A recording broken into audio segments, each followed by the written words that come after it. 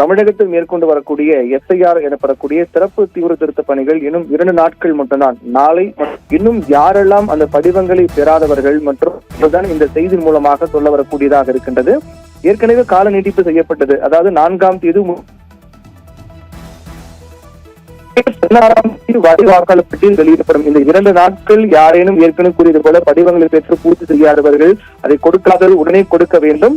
December 16ஆம் தேதி என்று வரைவு வாக்காளர் பட்டியல் வெளியிடப்படும். அந்த வரைவு வாக்காளர் பட்டியலில் உங்க பெயர் உள்ளதா உள்ளிட்ட தகவலை சரிபார்க்க வேண்டும். தகவலை சரிபார்த்த பிறகு அப்போது பெயர் இல்லாவிட்டால் கவலை அடைய வேண்டாம். டிசம்பர் 16ஆம் தேதி முதல் ஜனவரி 15ஆம் தேதி வரை பெயர் சேர்க்க, நீக்கம், திருத்தம் செய்ய உள்ளிட்ட பல்வேறு பணிகளுக்காக அப்பீல் என்று சொல்லப்படக்கூடிய மீண்டும் மறுபரிசீலனை செய்வதற்காக நேரம் கொடுக்கப்பட்டிருக்கிறது. டிசம்பர் 16ஆம் தேதி முதல் ஜனவரி 15ஆம் தேதி வரை.